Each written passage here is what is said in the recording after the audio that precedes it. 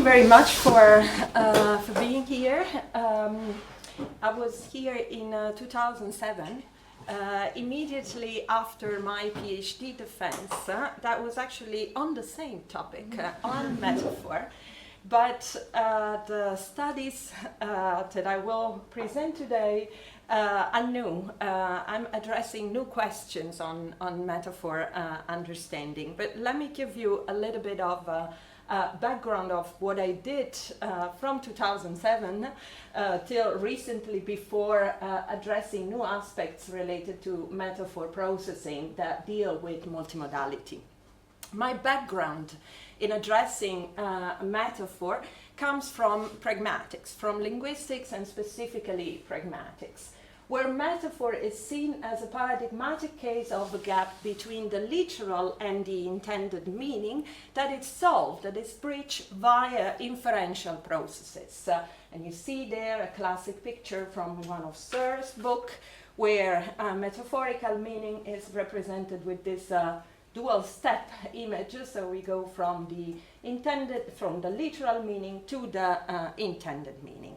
And over the years, I've tried to give a neural substance to this kind of schema and model. I've done fMRI research on metaphor processing. I've done a number of ERP studies to detail the neurochronometry of metaphor processing.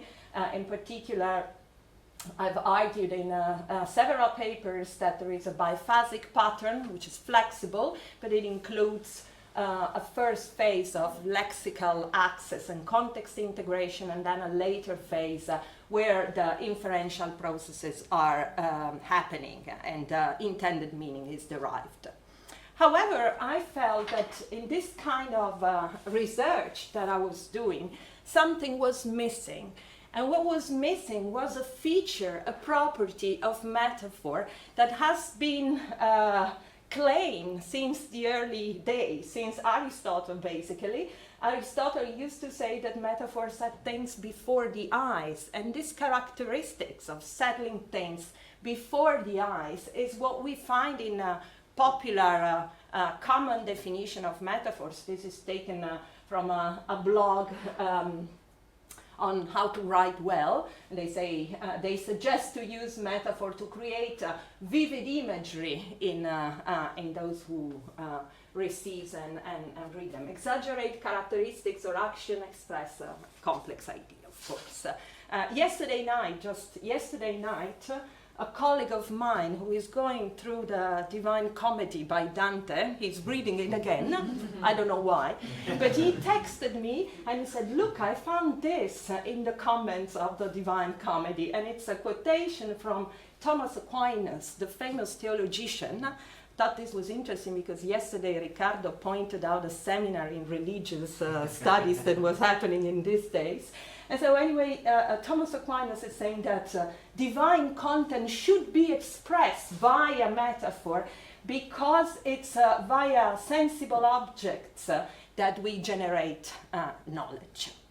This is in contrast with the approach proposed by pragmatics that I was adopting and following in my neuropragmatics investigation, because the idea of metaphor processing as it is proposed in pragmatics is purely propositional. There's no room for images from perceptual and sensory experience. More specifically, in the classic Greichen account, metaphorical meaning corresponds to an implicitly communicated proposition that we derive by acknowledging some flotation of conversational maxims, while in the more recent post-Greichen account of relevance theory, metaphor is seen as a combination of implicitly and explicitly communicated propositions, but still purely propositional. This is, like I said, in contrast with the common view that metaphor has something to do with the images, but it is not in contrast with an account that has been proposed in philosophy of language. Davidson, for instance, the famous philosopher, argued that basically metaphor has no other meaning than the literal meaning of words that are employed in an imaginative fashion. And pushing it a bit farther, Lepore and Stone recently wrote an article that has, more recently than that, wrote an article that has a quite impressive title, Against Metaphorical Meaning. They argue that metaphor has actually no meaning, but the words are used to develop imagery and pursue a shared understanding in the interlocutor via these images. So, at some point, I started to question whether metaphors really evoke mental images in the brain, and if we can track down these images. If they are limited to features of the literal vehicle, so the lawyer is a shark and then you picture a shark or some properties of shark and that's it, or are they more complex? Do we picture an aggressive shark? Do we create a more complex representation? But more specifically, I was interested in understanding in a neuropragmatic fashion how these images affect the comprehension process as it unfolds in the brain. And finally, I was also interested in seeing whether they are beneficial for all individuals, or they might represent an obstacle for some. For instance, for patients with schizophrenia, who are known to have difficulties in metaphor understanding, a feature that clinicians know very well and call it, with a quite relevant term, concretism. There are accounts that have addressed this kind of questions in the literature, and one is known under the label of embodiment. You all know embodied cognition, that is based on the idea that thoughts are implemented in perception motor simulation, and this idea has been applied more specifically to the case of metaphor, arguing that the source domain that we use to construct metaphors reflect recurrent patterns of bodily experience. So children experience a correlation between affection and warmth, and then we create a metaphor, love is warmth. However, the empirical evidence of this kind of account is quite shaky. There's not really empirical evidence of this kind of mapping in the brain, and it is not specifically addressing mental images and imageries.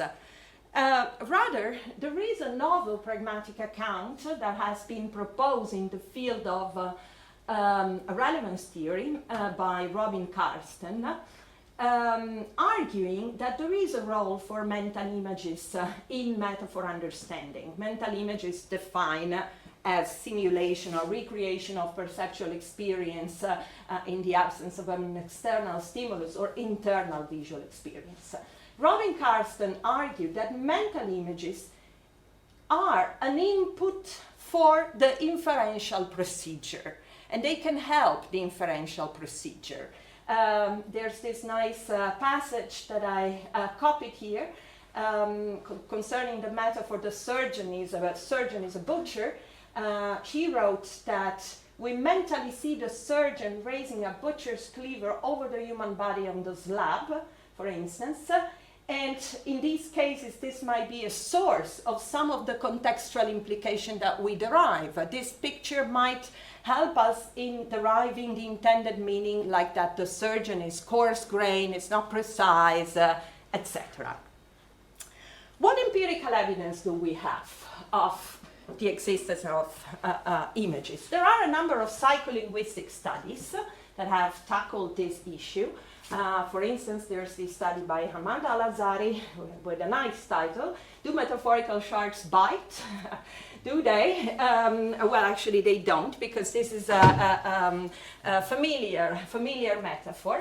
But he showed that for unfamiliar metaphors, like for instance, highways are snakes, some properties of the literal vehicle, some properties of snakes, for instance, silter, like the verb to do this, is activated during the metaphorical process, but only for novel metaphors and not for familiar ones like the lawyer is a shark. But like I said, this is limited to characteristics of the literal vehicle, and it's mostly behavioral evidence.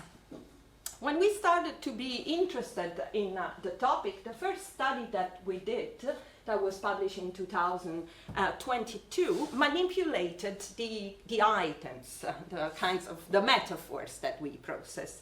And we capitalized on the distinction between physical and mental metaphors. Now, physical metaphors are metaphors that require inferences about physical or behavioral aspects of the topic. Things like boxers are pandas, okay? Meaning that they have a black eye. While mental metaphors require inferences about mental or psychological aspects of the metaphor topic.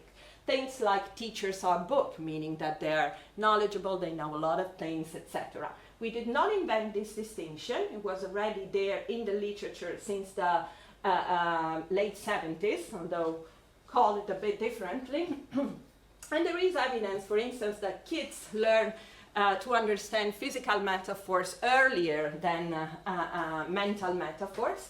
There's also evidence of a different involvement of theory of mind in the two types, but there was no evidence of differences in processing.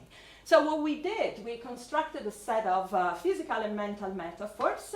What is important to say is that the vehicle of this metaphor was always a concrete object, as you see here.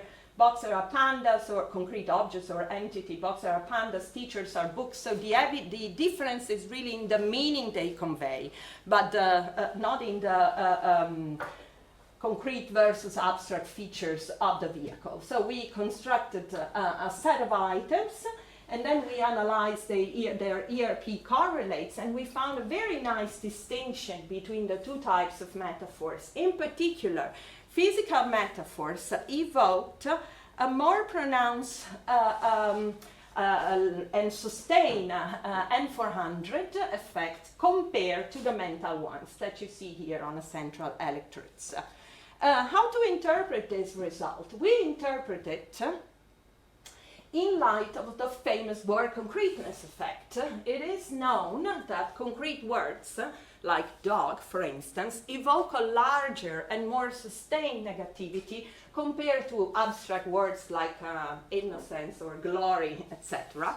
And the interpretation that has been given to this distinction is that the representation of concrete words is more distributed because it can benefit from two different streams of input.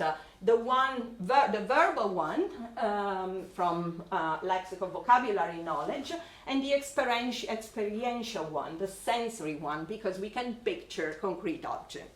While for abstract concepts, we don't have this dual route available. So we thought that the same kind of scheme could be applied to a metaphor, and we call this effect metaphor concreteness effect. Basically, the idea is that for that boxer is a panda, you can represent a panda and you can derive a picture of the intended meaning, while for the teacher was a book, he represents a book, but you cannot derive the representation of the intended meaning, okay?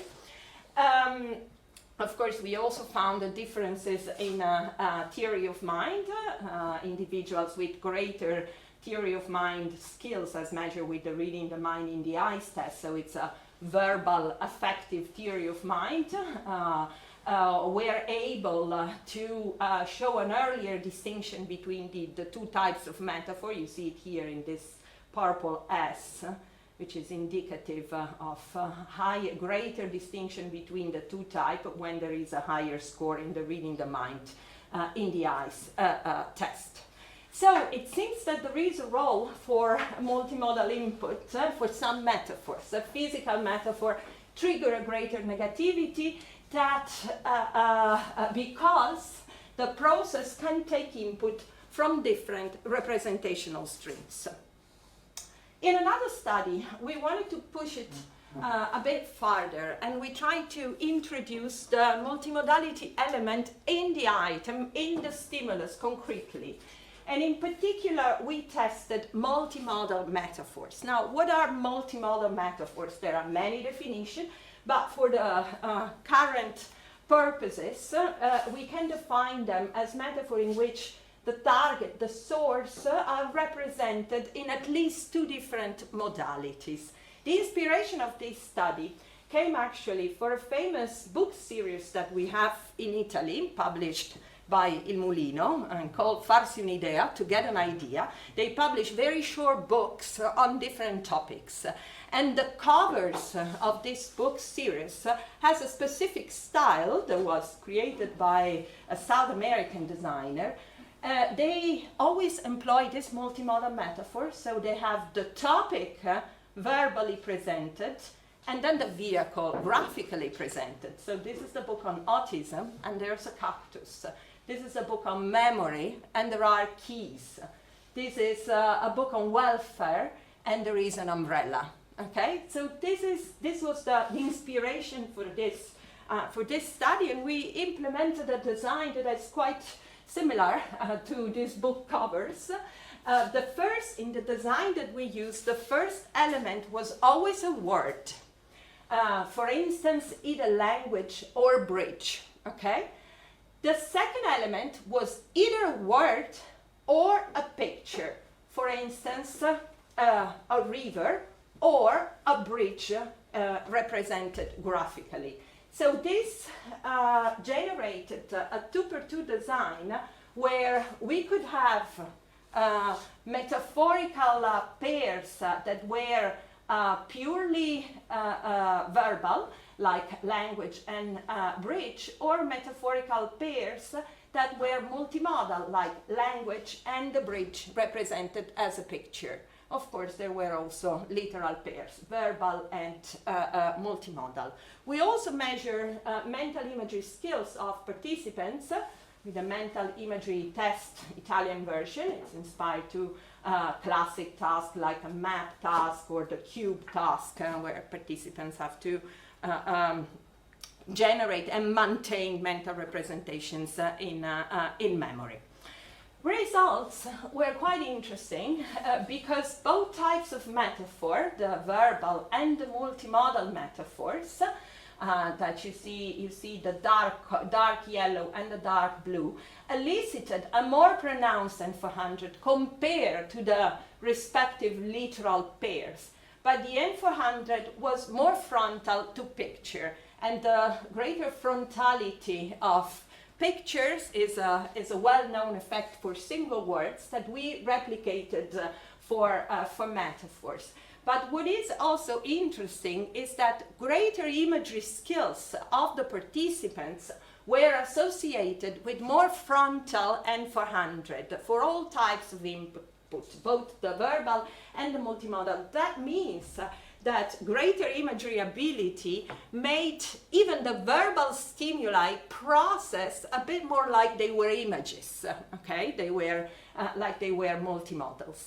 The differences continued also in later latency, where visual metaphors were associated with more pronounced negativities, indicative probably of a greater cost in deriving a meaning compared to the verbal cases, because they are underspecified. In current studies that we are doing, we are actually finding that very often verbal metaphors are easier compared to the visual ones. So deriving the meaning of visual metaphors, since they are not written, not specified, not constrained by verbal items, is more complex. So this was another piece of the puzzle suggesting that imagery can enhance conceptual elaboration for both visual and verbal stimuli, and might support the construction of the intended meaning. But what kind of images do we derive? Like I said, most of the evidence that we have on the kind of images that are derived is limited to properties of the vehicle, like literal properties of a shark, of a butcher. And the evidence I presented till now is indicative that imagery plays a role, but it doesn't tell us which images do we create and do we construct. So in this study, this new study that I will present, it is unpublished and we are finishing analyzing and writing. From now on, everything is unpublished, so I will also be less secure in presenting, but I thought it was a nice opportunity to share findings and get comments from you. So here we were interested specifically in tracking down the nature of the images generated by metaphorical experiences and whether we generate not just the boxer is a panda, we don't just activate properties of a panda, but we create a complex representation of a boxer as a panda or as the surgeon, as a butcher, as a very aggressive butcher. How could we do that? Well, the inspiration came from a study by Dutschik and colleagues, 2016, where they showed that verbally triggered images can affect the processing of a perceptual item. To be a bit more concrete, they had perceptual items as targets. For instance, the sound of a dog barking, and this sound was preceded either by the equivalent sound, okay, so it was like a repetition priming, or by the word bark. And participants were instructed to imagine the sound, then the sound was presented, and they tested whether images could affect the processing of a perceptual item. If so, this is indicative that we generate images that are quite resembling the target. So we try to adapt that kind of paradigm, and the idea was to have as a target always the picture, a picture representing, for instance, a woman with very messy hair, okay? And so in one condition, the physical task, which is a control condition, the preceding stimulus is the same picture, okay? In the imagery task, participants were presented with an adjective like uncouth, and then they saw the picture of the woman with the messy hair. And then this is the most relevant contrast. We had a literal description, like some haircuts are unkempt, and then the woman with the messy hair.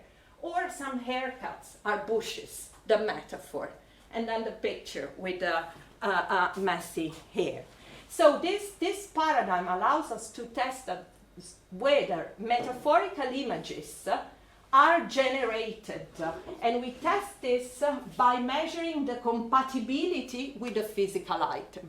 Is the paradigm clear? Okay. What predictions did we have? Well, the benchmark, like I said, is the physical task. The physical task, this sort of repetition priming, is known to elicit, compared to mismatch, a P300 response. Of course, we had also mismatch item, okay? So like uncombed or haircut are, these haircuts are bushes, etc., and then a mismatching picture. So the physical task in the matching condition is known to elicit a straightforward P300 pattern. So we hypothesized that if metaphors triggers richer images than literal sentences, then the P300 should be greater for metaphors than for literal sentences. Otherwise, it should be similar or smaller, okay? So this was the underlying hypothesis. We tested 39 participants because you do 40 and then there's always someone who has to be excluded, and these are the results. Okay, so this is what you see here in the for the matching task. What you see in gray is the physical condition, and as expected, you see a great P300, okay? And then let's look at what happens in the first time window, in the time window of the P300. What happens is that metaphor, which is in red, diverges from literal sentences, which are in the yellow, showing a greater P300. But in the late time window, what happens is that metaphor significantly diverges also from imagery, aligning more with literal sentences. So it seems to be in between. In the early phases, metaphor aligns more with the imagery condition, but in the later phases, it aligns more with the literal condition. It's like basically both imagistic and propositional aspects are involved. We found similar evidence also in the oscillatory domain, where the contrast between metaphor and literal items revealed a greater alpha suppression for metaphors, which is indicative of greater effort in verbal pictorial integration, but metaphor is not like the imagery task, the pure imagery task, because imagery and metaphors also differed in the theta dimension. There was a greater theta synchronization for imagery, indicative of more salient visual and perceptual features. The source estimation was also indicative, and actually the source estimation seemed to put metaphor closer to the literal condition than to the imagery condition. So when it comes to brain areas, metaphor is more similar to literal items than to imagery. In particular, imagery, the imagery task compared to the physical task activated a much more distributed network. So it's not just a purely perceptual task, it's also cognitive task.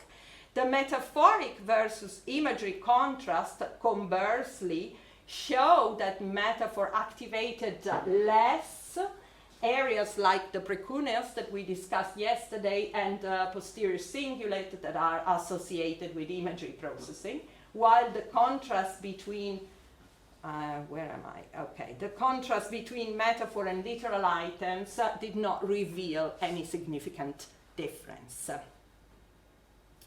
So, like I said, there seems to be really a multimodal account that has to be evoked here, where both imagistic component and propositional aspects seem to be relevant, and imagistic features related not just to literal properties of the literal vehicle, but the more complex representation are salient until propositional aspects kicks in. However, when you study imagery, you always get a question on how individuals vary in imagery. That was also a question during my ERC interview, and of course there is a great deal of variation across individuals in imagery, but not just in imagery, also in how people interpret metaphors. When we construct items in the lab and we come up with a new metaphor, and then we do a quick test in the lab, how would you interpret this, how would you interpret that, we always come up with different interpretations for novel metaphors. So we decided to look at this variability in metaphor interpretation in relation also to imagery. We are just starting, but first of all, of course, we look at evidence in the literature. There's very little. There are a few studies in the field of applied linguistics showing, for instance, that holistic thinkers interpret metaphors in more creative way than analytic thinkers who focus on between domain correspondences. But there's really not a lot of experimental evidence. And we thought that the promising approach to use here to investigate this variability across subject, not just in imagery, not just in how we recruit images, but also in which interpretation we derive, could be the application of intersubject representational dissimilarity matrices. As you know, you probably are familiar with RSA, which is a technique now largely employed in neuroimaging. But before the RSA, an intermediate step are the dissimilarity matrices. And at the moment we are at this step. What are these dissimilarity matrices when they are considered in the intersubject fashions? Well, they are ways of representing geometrically the pairwise distance between participants according to specific variable of interest. So what we did was the following. We took a set of 162 physical and mental metaphors, and we asked 76 university students to write down how they interpret them. So they have the boxer is a panda. What does it mean? They had to write down the features, the interpretation, like it has a black eye, or I don't know, he's sad, or things like that, or girls are roses, how would you interpret that? They had to write down the interpretation. Then we did an NLP analysis on these answers after tokenization and lemmatization, etc. And we extracted a number of psycholinguistic measures from these interpretations. Some related to the more sensory domain, and others related to the more mental domain. So we derived concreteness, imaginability, sensory processes, cognitive mechanisms, affective processes, balance and dominance, partly using the Luke software and partly using other resources like MegaHR, etc. And then we derived vectors for each subject along the mean values that they had for all these variables in metaphor interpretations. And then we computed the dissimilarity matrices where each cell here horizontally and vertically is a participant, and the color would indicate the distance between participants in the different variables. And what we obtain in the end is that participants cluster in two groups. We observe two groups of participants that emerge from the data. And cluster 1 had higher values in the sensory, imaginability, concreteness scores of the words that they used in their interpretation, while the second group had higher values in the cognitive, affective, dominant, valence and dominance features of the words that they used. To give you a concrete example, for the metaphor girls are roses, the first group tended to generate replies, interpretations such as girls smell good, okay, while the second group tended to generate metaphors, interpretations such as girls are beautiful, okay. That's the first step. Of course, we will apply ERP to see how this cluster, to see if this ERP in EEG, to see, actually we also want to do it source localization with the EEG data extracted from this, and then apply RSA to see if these clusters corresponds also to a different way in which brains resonate during metaphor interpretation. But the individual variability in metaphor understanding extends much more this, and it touches individuals who have difficulties in metaphor interpretation. These are true answers generated by patients with schizophrenia in a task of metaphor understanding. The original Italian answers, you see how the clinicians transcribe them, and you have the translations close to them. For instance, a patient asked to explain the meaning of that bride is a cloud, answered that the bride is all wet, okay? Of course, what does it mean that the bride is a cloud? I'm sure that I could do the test here and I will get some clusters. But we'll do it maybe later in the discussion. So, the idea that we had was that one of the reasons why metaphor is so challenging for some individuals is because they have issues with the mental images that metaphors generate. But of course, let me contextualize the difficulty in metaphor understanding a little bit in general, and then specifically in schizophrenia. The difficulty in understanding metaphor fits within the broader domain of pragmatic disorder that, together with language processing, is my other main field of investigation. I've been studying language disorder quite extensively in the last year, focusing on pragmatic disorders, on difficulties in the pragmatic domain. We created a test for the assessment of pragmatic abilities that was published and validated in 2016 in Italian, but it's being translated in different languages like German, French, Hebrew, Spanish, etc. And we use it in the past 10 years. This is a paper that we just submitted to a special issue of the philosophical transaction of the Royal Society B. And so we use this test in different psychiatric and neurological population, schizophrenia, but also amyotrophic lateral sclerosis, dyslexia, Parkinson's disease.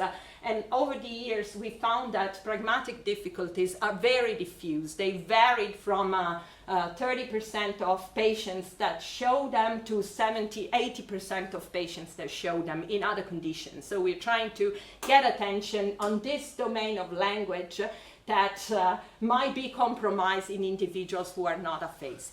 Now, focusing specific on schizophrenia, in 2016, by using the APAX task that includes metaphor understanding, figurative language understanding, we show that a difficulty in pragmatics is present in over 70% of the patients. What is important is that these difficulties are present not just in the acute phase, but also in chronic and stabilized patients. This shows that it's actually a core feature of the disease and might correspond to an endophenotype of schizophrenia, since pragmatic weaknesses are observed also in unaffected relatives. In this study, we show that the pragmatic deficit is diffuse, and one of the most vulnerable tasks is specifically figurative language understanding. In a later paper that we titled "A Leopard Cannot Change Its Spot, a novel pragmatic account of concretism in schizophrenia," we show that the difficulty in understanding figurative language is diffuse. It affects idioms, metaphor, and proverbs, but proverbs are the most effective. What are proverbs? Things like a leopard cannot change its spots. They are metaphors, basically, but they convey social values, wisdom, content. But in this study, we also try to show a link between calling this figurative language pragmatic impairment and calling it concretism like clinicians do. So we try to show the pragmatic side of these difficulties that clinicians classify as a problem in abstract thinking. I was particularly intrigued by this term, concretism. Why do they call it concretism? Might it have something to do with concreteness as it is defined in semantics? And so in this new study that is submitted, we wanted to investigate precisely this, whether altered processing of the semantic features of concreteness can be at the root of concretism, so the difficulty in understanding figurative language. What we did in a sample of, I didn't put the number of participants, but it's around 60, 70s, we took the answers that participants give in that task where they have to explain the meaning of figurative expressions, okay? So they have to explain the meaning of some brides are clouds, or a leopard cannot change its spots. There are 5 idioms, 5 metaphors, and 5 proverbs, okay? We recorded their answers, and then again we used their speech, we transcribed their speech, we processed it, and then we applied some NLP analysis and derived a number of lexical characteristics, like the log frequency of the words that were used, type-token ratio, a fluency measure, response length, pauses, etc.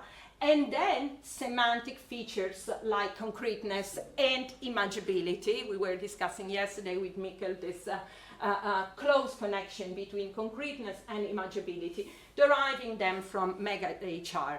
Now, I can already tell you that we're highly correlated, hence we excluded imaginability from further analysis. But let me show you more precisely the results. Patients and controls did not differ, we had a sample of controls, did not difference in fluency measure or in lexical richness.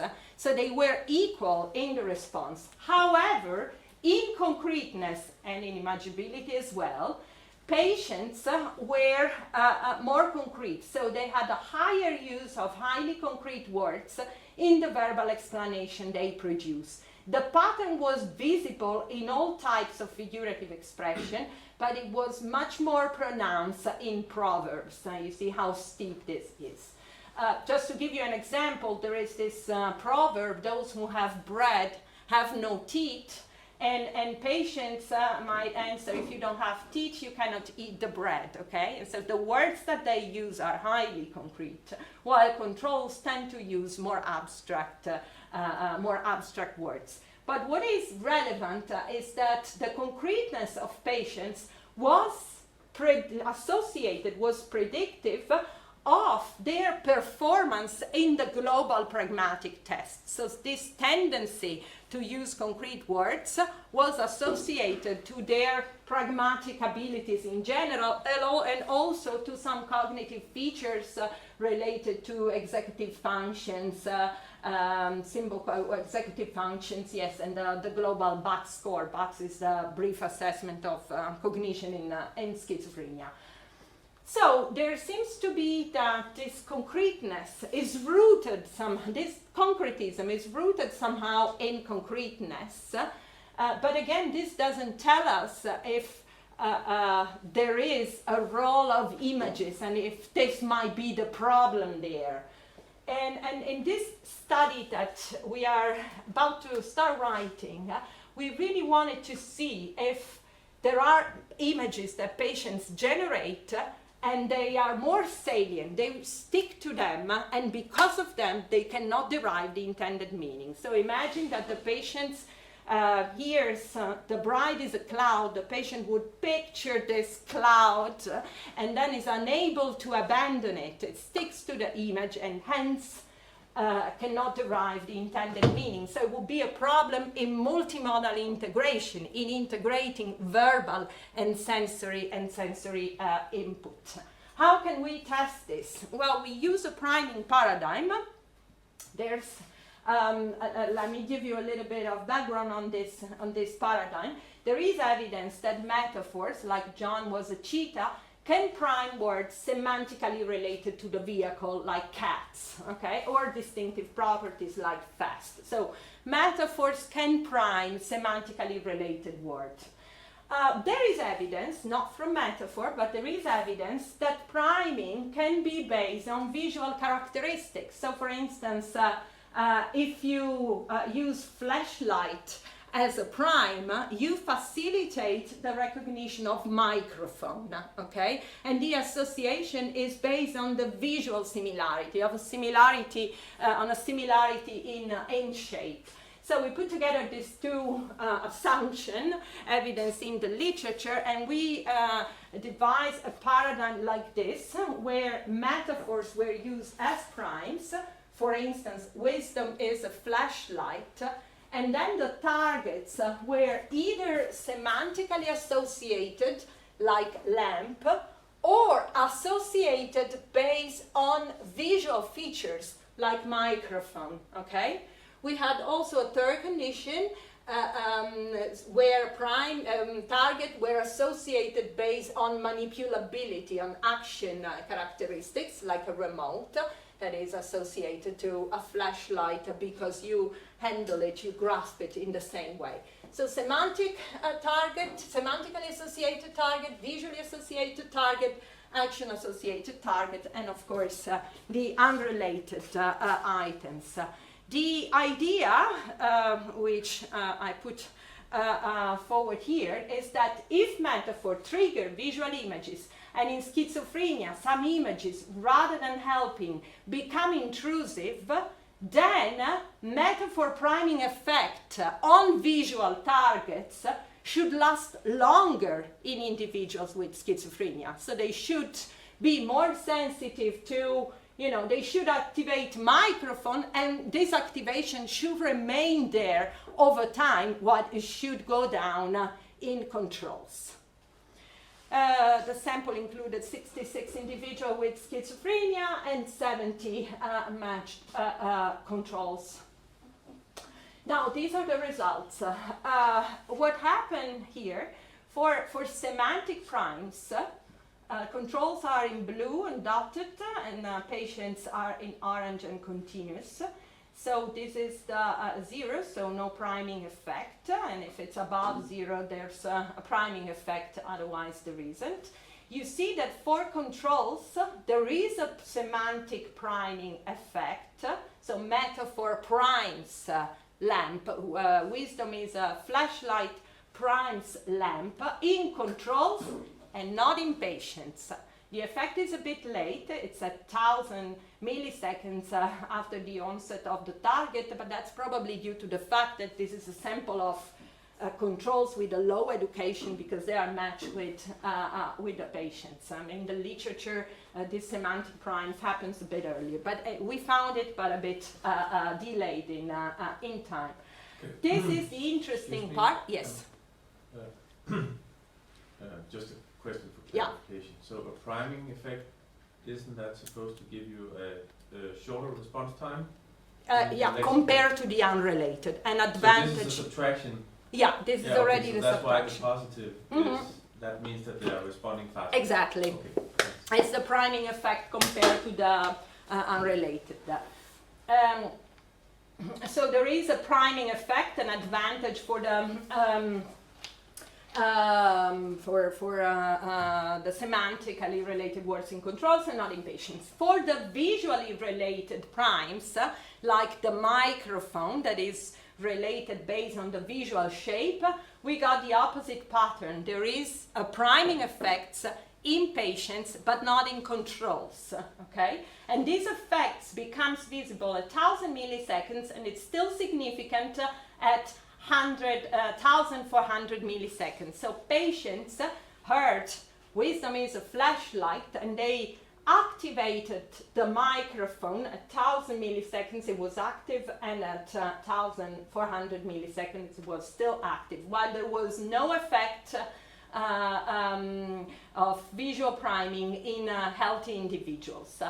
The action target did not give any priming effect in this sample, but we are using now in patients with neurodegenerative disease, and we will see what happens in that population. Again, the dimension, the size of the priming effect, of the visual priming effects in patients was associated with lower metaphorical accuracy in a behavioral task performed afterwards, indicating that it is a clinically significant measures. So to conclude, patient seems to use more concrete words, which is indicative of higher imagery contents, and this imagery content represents an obstacle because they seem to remain attached to the visual images evoked by the vehicle, while in healthy individuals, this patterns is not necessarily present, at least not in this in this paradigm. So the ending picture here is that to give an interim answer to the initial question, is that metaphors do trigger visual images with differences that depend on many factors, on the metaphor types, on the profile of the individual, and these images are also complex in content, not just properties of the literal vehicle. They interact with the understanding processing. They make it more perceptual-like, but they might represent an obstacle for some populations, including GPT. Let me use the last 3 minutes to mention a GPT study that we published actually after the GPT tsunami last year in a journal of cognitive science that we have in Italy. We put it together in 3 months. After, you know, the explosion of GPT 3.5 that became so popular, we decided to treat it as it was a patient. And we administered GPT our test, the APAX test that I showed earlier. What you see in this radar plot is a comparison between the performance of GPT in orange and the normative data of humans. Pretty much GPT performed well. In some cases, there's a perfect alignment. In some other cases, GPT showed some weaknesses in pragmatics. For instance, in the interview task, it was a bit verbose and over-informative. In the humor task, it was failing quite often. But what is interesting is the performance in figurative language. In a multiple choice task, it performed like humans. In the verbal explanation task, in the APAX, it performed even better than humans. So these metaphors and idioms and proverbs that we use in the standardized assessment that are not so difficult really do not pose any challenge for ChatGPT. But then we decided to use the physical and mental metaphors and to test GPT for physical and mental metaphors. And what we obtained was very, very interesting because, like I said, in general populations, physical metaphors are normally easier than mental metaphors. They are learned faster, they represent less of a challenge for patients with schizophrenia, etc. But for GPT, we observed the opposite pattern. GPT was better with mental metaphor than with physical metaphors. And this is weird. In particular, that's his explanation of the boxer is a panda.